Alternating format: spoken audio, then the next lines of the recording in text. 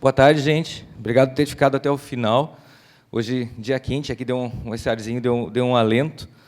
Vou falar um pouquinho da minha trajetória, a gente poder alinhar várias coisas que o Maurílio pediu para a gente poder, primeiro, compartilhar conteúdos, porque se eu vou falar na essência, eu vou vir trazer um pouco do tema que eu trabalho, design estratégico. Já por si só, é um tema que suscita, a gente já começa com uma interrogação, uma palavra Kinder Ovo, grávida, a gente não sabe o que tem dentro.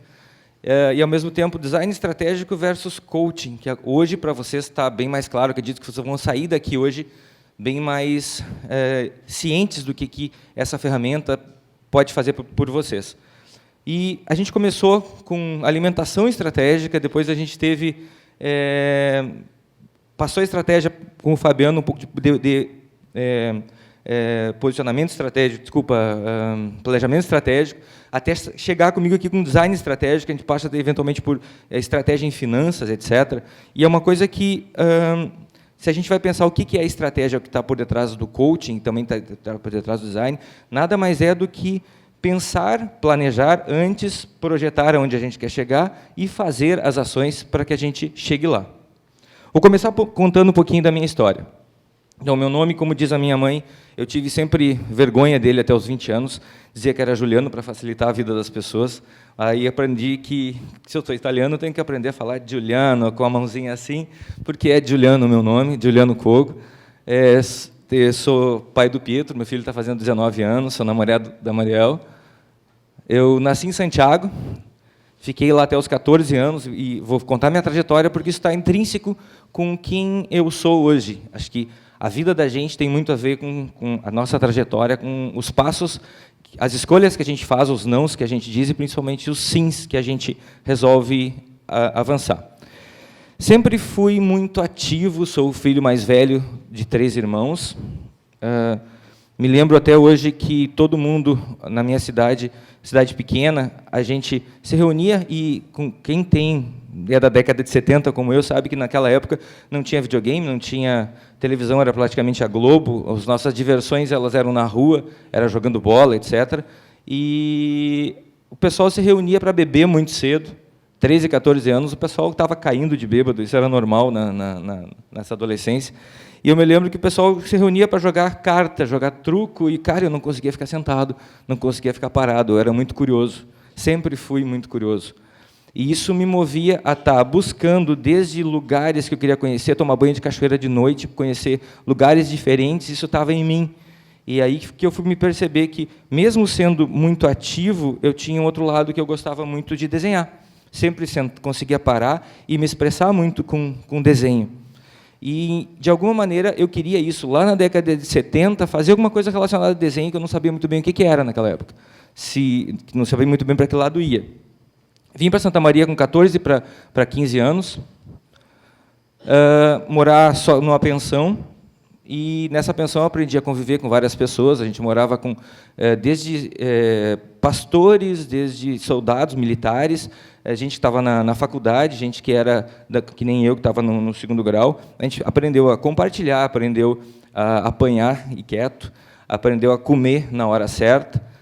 Se não comesse na hora certa, não tinha comida. Isso foi me dando uma certa disciplina, que era o que faltava quando eu saí de casa. Meu pai disse: não vou te colocar um apartamento, senão vai botar fogo no primeiro mês. E aí, não, fui para uma pensão, não botei fogo, entrei nos eixos. E aí, nesse meio tempo, segui fazendo coisas que eu gostava, por ser muito ativo. Fiz parte da seleção da cidade de vôlei na época, apesar de toda essa minha altura.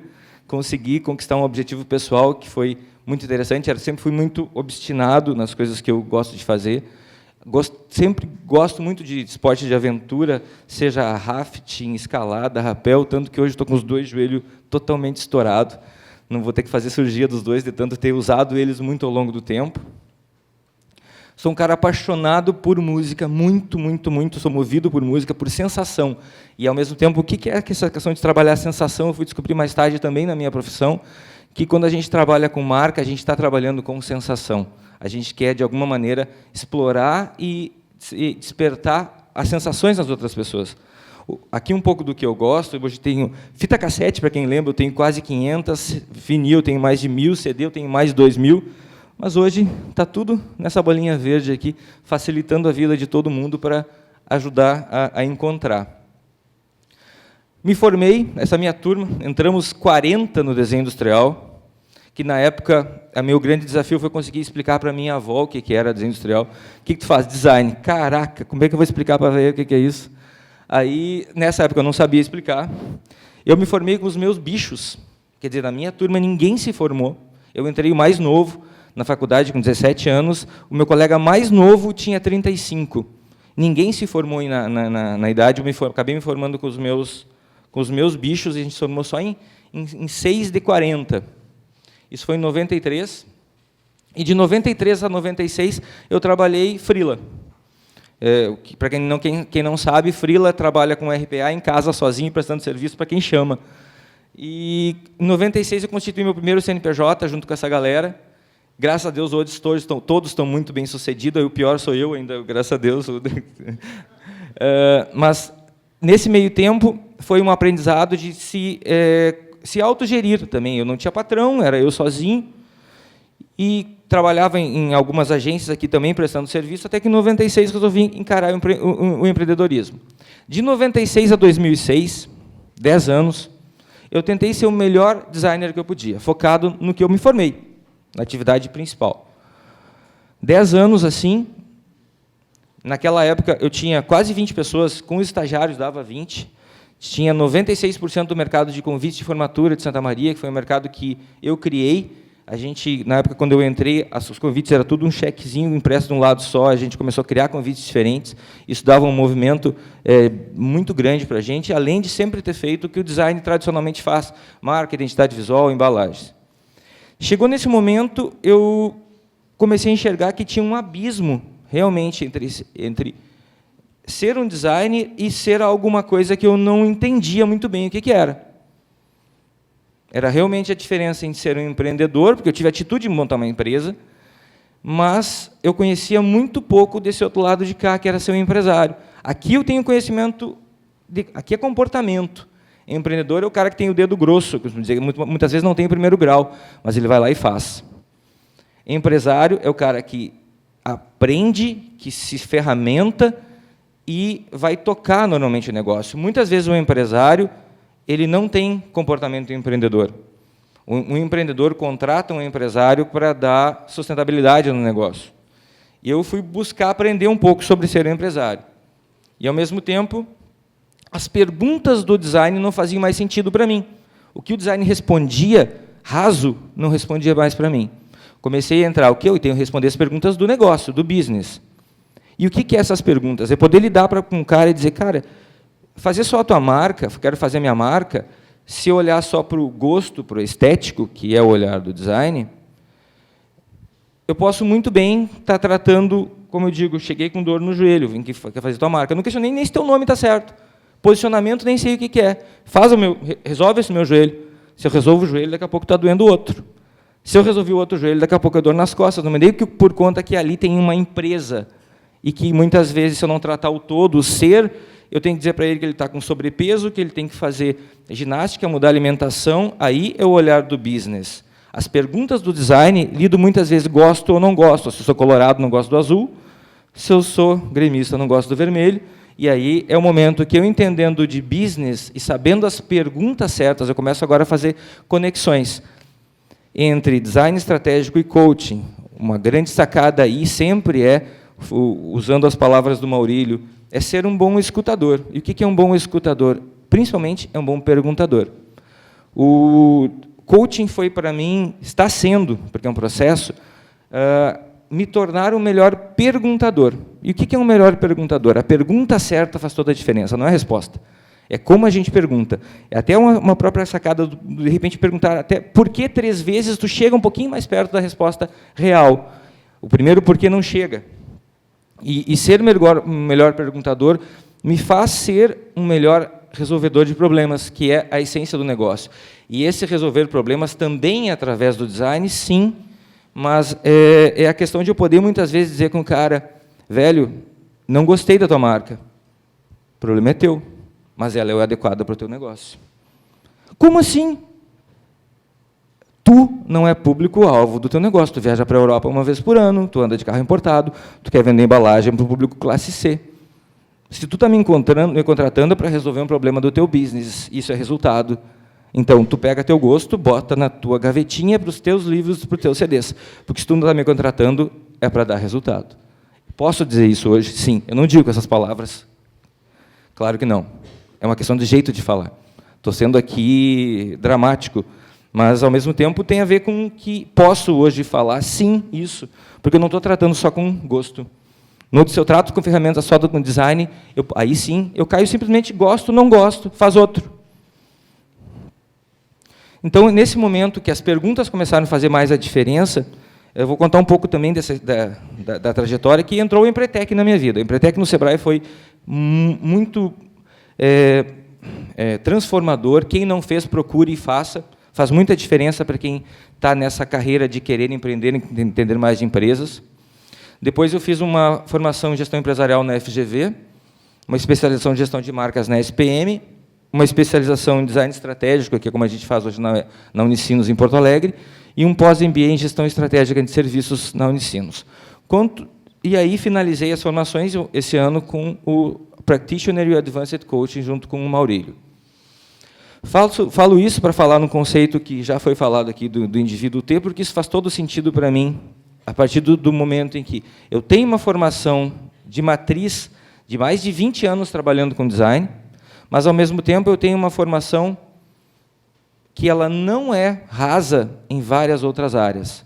Porque uma coisa é ser uma lâmina d'água, outra coisa é eu tenho conhecimento em várias outras áreas. Isso me faz ter, de certa maneira, ter nexo. E o que é criar nexo com as coisas? É fazer elas terem sentido.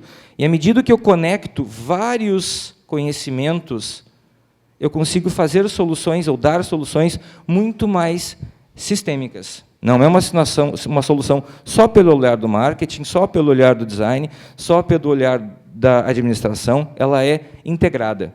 Isso me facilita ser o melhor resolvedor de problemas. E esses problemas entram naquela pergunta que várias pessoas falam aqui, o mundo mudou. A gente fala, ok, isso é um paradigma, uma verdade. Eu sempre digo que não. Ele nunca parou de mudar. Ele está sempre mudando. A história que o Guilherme falou do elevador, mas o elevador, muitas vezes, ele para, ele tranca. Na vida da gente, não existe. Ou a gente está evoluindo, ou a gente está afundando, está morrendo. Morrendo todo mundo está, mas eu digo em função de evolução. O mundo está sempre em mudança. A gente brinca que existe uma sigla que brinca com isso, que é VUCA. Ele é volátil, incerto, complexo e ambíguo. Hoje a gente vive num mundo assim. E isso quer dizer que é uma metáfora também para ser líquido, porque ele não tem forma, é um problema que antes ele era um problema definido, cada vez mais hoje a gente trabalha com um problema que é complexo. E para problemas complexos a gente tem que trazer ferramentas para resolver, que são ferramentas mais complexas. Esse foi um ponto também que eu mudei a empresa, de Juliano Couto, que era meu nome, para Zavel. Auto-aplicando também, usando o exemplo do Fabiano, a metodologia do branding e do design estratégico para mim. Eu não queria mais ser o cara que tivesse que, apesar de estar na frente, não queria mais meu nome na frente. A gente estava atendendo clientes de porte nacional em São Paulo, eu passava meio mês lá e meio mês aqui, e muitas vezes, se eu não atendia, o cliente perguntava, não é o Juliano Camereneno, eu sou cliente de segunda linha, e agora? Não, na real, todo mundo pode atender, sendo Zavel, eu sou Juliano da Zavel, era a Rafa da Zavel, a Giovanni da Zavel, fica mais tranquilo o atendimento. Alinhei também, auto-apliquei. E aí, ao mesmo tempo, criei essa relação do design estratégico com coaching, cada vez, para mim, ficou mais claro que o entendimento das pessoas que estão por detrás dos negócios fazia toda a diferença. Vou mostrar para vocês, com a nossa metodologia, como é similar essa questão do coaching com o design estratégico. A gente usa uma metáfora de uma árvore, e ela olhando de baixo para cima, onde a gente tem, na parte de baixo, raiz, estratégia de marca, todo o conhecimento que a gente tem de ferramentas de autoconhecimento também, exatamente como coaching. Eu preciso saber motivação, quem eu sou, para onde eu vou, que valores eu tenho que respeitar, a empresa é exatamente assim, com quem que eu vou concorrer, quem são os meus concorrentes, quem que eu olho, quem é o cara que eu olho como referência na área. Eu tenho que entender do meu modelo de negócio, tenho que entender quem é exatamente o meu cliente, quem é as pessoas que eu vou vender, clareou isso para mim, começo a sair da terra, entro no tronco, é posicionamento de mercado. Aqui se eu fosse um bar, seria um bar rock ou um bar sertanejo? Juliano, cria para mim uma marca para um bar. Espera aí, bar é genérico. Como é que esse bar vai ser posicionado? Se eu defino exatamente, sei onde é que eu quero chegar, sei que é o meu público, defino no posicionamento eu consigo dizer, ok, sendo um bar rock, o nome pode ser Zeppelin. Se for um bar sertanejo, cabe Shed, cabe Woods. O contrário, não sei.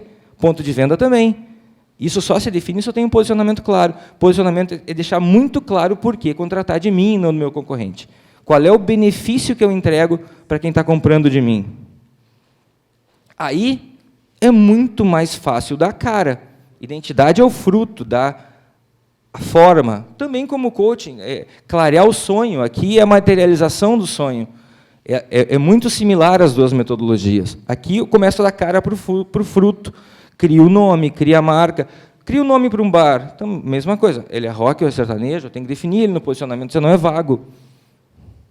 Da mesma maneira, a gente auto-aplicou isso. Zaveu, o nome da minha empresa, vem de sedução.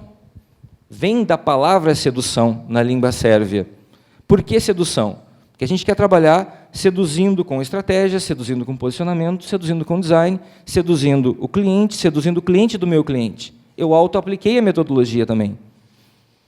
Aqui alguns exemplos já na prática do que é, claro, que enxerga só a maçãzinha, mas enxerga um pouquinho disso acontecendo, o resultado prático do que é a metodologia aplicada.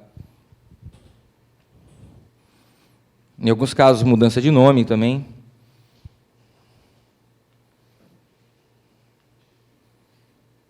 Passo rapidamente, só mais para vocês terem noção de como aplica.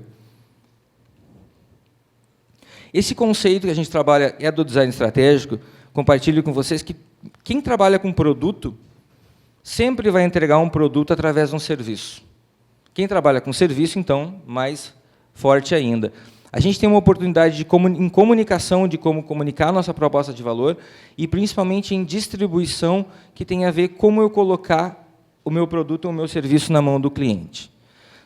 Todo o produto, todo o serviço, ele passa por quatro grandes áreas em termos de experiência de compra. Uma área que a gente chama de pré-venda, eu não vendi, o cara não é meu cliente ainda. O durante, que é quando está sendo usado o meu produto. E, por final, depois que eu vendi, que é o pós-venda. Pode ser chamado em pós-venda e retenção. Pensar que eu tenho produto, serviço de comunicação e distribuição, oportunidades de atuar nessas 4 grandes etapas. Entender como eu posso chegar desse meu cliente. Aqui é uma das ferramentas que a gente usa. Eu estou trazendo ferramentas do design estratégico para mostrar que também é muito similar ao coaching. A gente tem muita ferramenta para investigar. Aqui é jornada de compra, jornada do meu cliente, pré-venda, durante e pós-venda, simulando uma agência de viagem. A gente trabalha muito com o conceito de palco e bastidor. Palco é aquilo que aparece, é ponto de contato, é onde o meu cliente vê a minha marca, toma contato. Bastidor é tudo aquilo que a gente faz que o cliente não vê, que está lá, o pessoal está trabalhando lá no administrativo, no estoque, na cozinha, mas que, se ele não for bem feito, o palco não acontece. Mas a mágica é no palco. Vem aí, de novo, então, a questão de enxergar propósito, valor e percepção. A gente trabalha, tanto no coaching quanto no design estratégico, tendo que desenvolver esse olhar sobre a percepção. E isso faz a gente investigar sempre necessidades e desejos. A gente enxerga basicamente 2 tipos de necessidades, as explícitas e as implícitas. Para alinhar com vocês, explícitas é aquela que eu sei que eu sei. Hoje mesmo, falei, estou com dor no joelho. Eu sei que eu tenho dor no joelho. A implícita, ela se divide em 2. Uma que eu sei que eu não sei, quer dizer, geralmente isso é aplicado a áreas que se ligam um pouco à parte de sensorial, arte.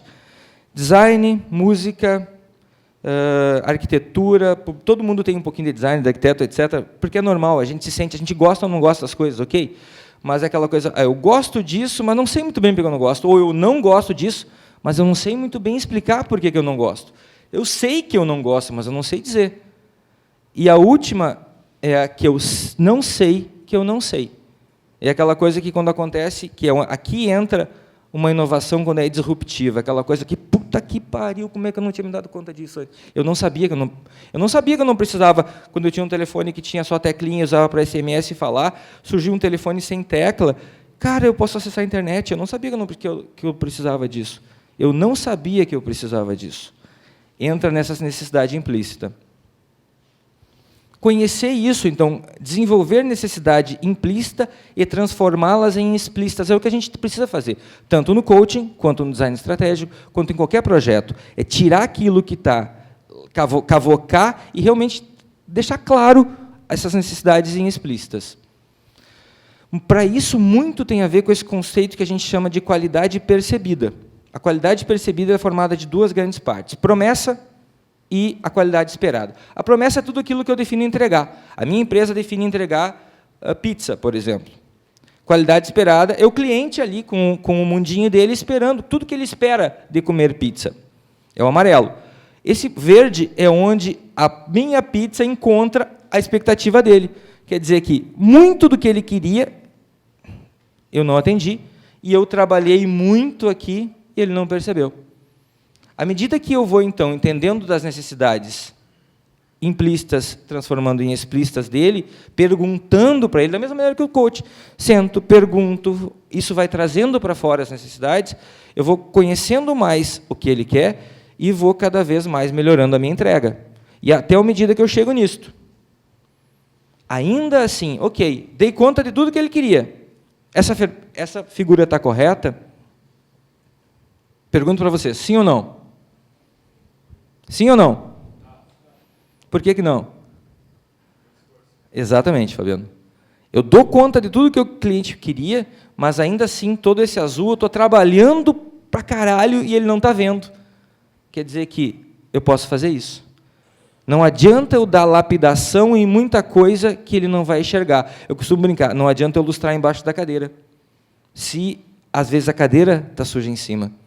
Não adianta eu olhar pelo meu olhar se eu não estou perguntando para ele. É exatamente a mesma coisa de que eu quero aprender como é que anda com uma mulher. Eu boto um salto e caminho como uma mulher. Mas eu não vou caminhar com uma mulher, meu corpo não é de mulher.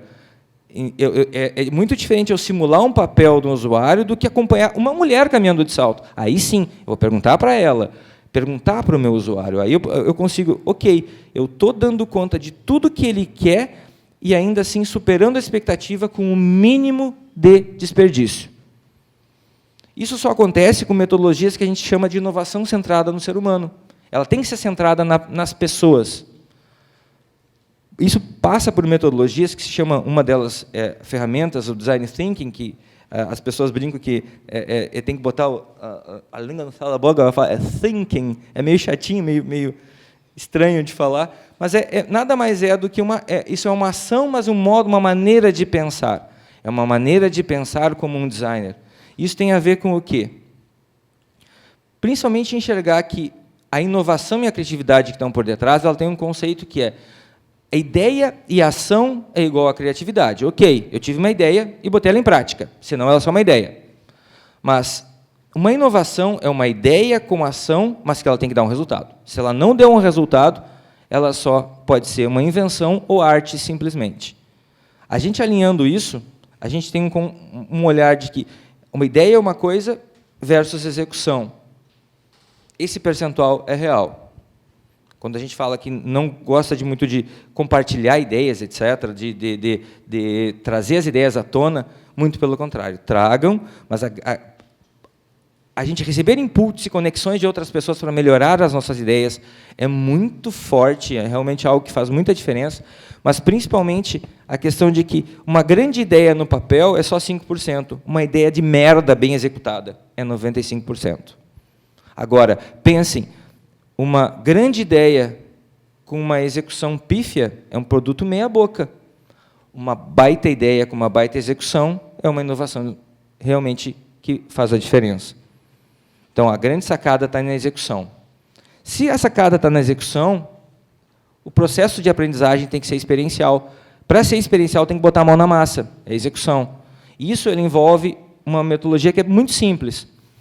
Eu primeiro começo, na parte da esquerda, identificando problemas e busco soluções. Coleto dados, reenquadro o problema através das melhores perguntas, crio opções e implemento. De novo, entendo as necessidades bem, redefino o problema, é aquela história que, não sei quem falou, mas o que fica é a essência da comunicação. Se eu tivesse 1 hora para resolver o problema da minha vida, eu gastaria 50 minutos entendendo qual é o problema e 10 minutos resolvendo. É exatamente isso. Entender as necessidades para ir definir o problema. Gero possibilidades, faço protótipos de baixo custo, rápidos, principalmente, vou repetir, baixo custo e rápido. Não adianta ter ideia maravilhosa, passei 10 anos lapidando e lancei, semana que vem, a última tendência em máquina de datilografia. Tem que ser relevante, tem que ser rápido. Testes e feedback. Então, quer dizer que eu testei e perguntei para quem vai usar. Se eu não perguntar para quem está usando, esse sapato está bom, ou essa pizza está boa, esse serviço está legal. Então, por isso que é a aprendizagem experiencial. Nessa aprendizagem experiencial, para a gente entender que é muito importante a gente definir essas diferenças. Várias vezes a gente falou sobre isso ao longo do dia de hoje, de maneiras diferentes, porque os conteúdos eles acabam se superpondo. Quando eu falo característica, vantagem e benefício, tá na maneira com que a gente vai expressar tudo isso. Característica é muito falado pelo pessoal que vende carros ou tecnologia, chama às vezes de feature. Estou descrevendo. Aqui eu disse uma característica, freio ABS. Vantagem, frenagem em menor tempo. Qual o benefício? Mais segurança. A característica é que conversa com o racional. É o que tu vai... por que eu comprei esse carro? Porque ele tinha ABS. Não, mas realmente tu comprou porque tu viu que ele te dava emocionalmente uma segurança e te trazia mais bem-estar ou mais... sei lá. Isso é o que vende para as pessoas, não o racional. Já foi falado isso, mas aqui eu estou trazendo uma ferramenta para vocês entenderem de uma maneira um pouco mais tangível. Não adianta comunicar com o cliente de vocês listando características. É perda de tempo. A gente tem que listar vantagem e por que isso vai ser bom para mim? Qual o benefício que isso vai me trazer? Para isso, agora para finalizar, trago o meu presente para vocês hoje. O Maurílio vai colocar na tela depois para vocês um número de WhatsApp para vocês mandarem uma mensagem para vocês receberem essa ferramenta que eu quero compartilhar, porque ela não tinha como trazer para vocês, porque isso, para ser bem feito, vou ter que soltar o microfone. Tem que ser desse tamanho, senão ele fica pequenininho. Vou falar para vocês um pouquinho do Canvas. Várias pessoas que estão aqui já conhecem, já fizeram Canvas comigo, e, principalmente, ele tem duas perspectivas. O modelo do negócio e da proposta de valor. O Canvas é uma ferramenta, mas é uma ferramenta que vai ajudar a gente a entender melhor de várias partes do negócio. E a gente chama Canvas porque um Canvas, vai traduzir do inglês, é uma tela. Tela, a princípio, uma tela em branco. Uma tela do computador, quando eu ligo, é um Canvas, uma folha em branco é um Canvas, tanto que depois dessa metodologia se abriu, eu estava fazendo uma pesquisa esse dia, eu achei 42 tipos de Canvas diferentes, esses são os originais. O do modelo do negócio, ele tem 9 partes, e o da proposta de valor, ele tem 3 de um lado e 3 do outro. Eu quero dizer para vocês, esse aqui é o ouro. O Canvas da proposta de valor é o cara, porque é aqui que eu vou entender realmente dores e ganhos do meu cliente. Vou repassar com vocês rapidinho, só para ficar... Como é que está meu tempo, Maurílio? Estourou já. Tá. Então, o Maurílio vai colocar na tela o link para vocês, mas esse aqui é... Provavelmente, quem já trabalhou com Canvas, esse modelo aqui, levanta a mão só para ter uma ideia. Ok, são poucas pessoas, então. Vou repassar bem rapidamente para não ficar vago. Toda a parte da direita é a parte que tem a ver com o cliente. A gente primeiro define segmento do cliente que a gente quer atender. Segmento focado na necessidade, não no psicográfico, não no demográfico. Homem, não. Qual é a necessidade que eu atendo? Por que ele compra de mim? 2, proposta de valor. Para aquele cliente que compra aquele determinado produto, qual é o benefício que eu entrego para ele? Então, esse cara tem uma dor e eu vou entregar um benefício para essa dor. 3, canal. Como que eu me comunico com ele? Pode ser on e offline. Um canal sempre um ponto de referência para vocês para dividir. Canal, ele não é cliente ainda. Canal é tudo que eu faço para captar. Me tornei cliente, aí sim, relacionamento com o cliente. Canal são todos os meios que eu uso para fazer funil de venda, captação, ele me tornou cliente, passa a ser relacionamento com o cliente. De que maneira eu me relaciono com ele? Pesquisa de pós-venda, treinamento de uso de serviço, milhagem, etc. Fluxo de receita, como é que ele paga para mim? E aqui tem muita possibilidade de inovação. Se a gente vai ver uma inovação de modelo de negócio, saiu da locadora tradicional, hoje está tudo no Netflix em streaming. O produto é o mesmo, a necessidade é a mesma. Eu quero ver filme. Antes eu ia na locadora, agora eu pago 22 por mês e tem aquele bagatela de coisas. Mudei fluxo de receita. Depois, fiz o lado direito, eu vou para a atividade-chave. Eu inverti. Eu faço a atividade-chave primeiro. O que eu tenho que fazer, que é chave, para entregar essa proposta de valor? Quais são os recursos-chave, que as coisas que me custam para fazer isso, para entregar a proposta de valor?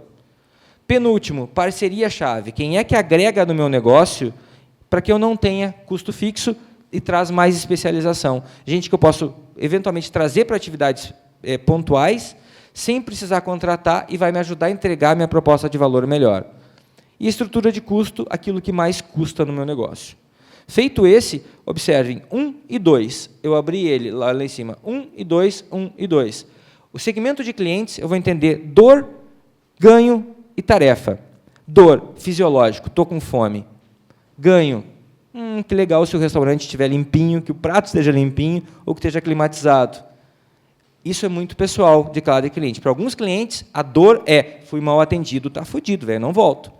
É muito pessoal. Então, o nível do que é dor é muito de determinado nível de cliente. Mas, normalmente, dor é o fisiológico. É aquilo que mais me incomoda. É quase que tu sente alguma coisa em algum lugar. Pá, qual é a maior dor do cara que está querendo abrir uma empresa? Falta de dinheiro, desconhecimento de mercado? Isso dói. Expectativa de ganho. Pá, que eu tenho uma marca legal. Não é dor. Então, entender isso. Tarefas do cliente. O que ele faz para comprar de mim? Aqui é jornada de compra. Analgésico. Tudo que eu posso desenvolver para dar conta das dores deles. Gerador de ganho. Tudo aquilo que eu posso fazer para gerar os ganhos esperados. E aqui minha lista de produtos e serviços. Faço isso, priorizo tarefas, dores e ganhos. Então, mais para cima, mais importante. Dica, tracem uma linha aqui, o que é mais importante é da metade da linha para cima. Dando conta das dores mais importantes, o resto pode ser tratado depois. Por último, entrevista com o cliente. Aqui é o ponto que a gente vai entrevistar o cliente olhando 3 perspectivas. Vou perguntar para o meu cliente fiel, aquele cara que só compra de mim, vou fazer as mesmas perguntas de dores e ganhos para o cara que é leal, que ele compra de mim, mas também compra de outro, e também vou perguntar para aquele cara que eu gostaria de vender. Ele não é meu cliente, mas eu gostaria de atender ele. Depois, eu volto e olho para o Canvas e comparo se aquilo que eu respondi sozinho está batendo junto com o que o meu cliente respondeu. Aí vai dar muita diferença. Aí a coisa começa a ter substância. Então, agora, peço para o Maurílio colocar no quadro vocês mandarem o WhatsApp para onde está o telefone, para a gente compartilhar essas ferramentas com vocês.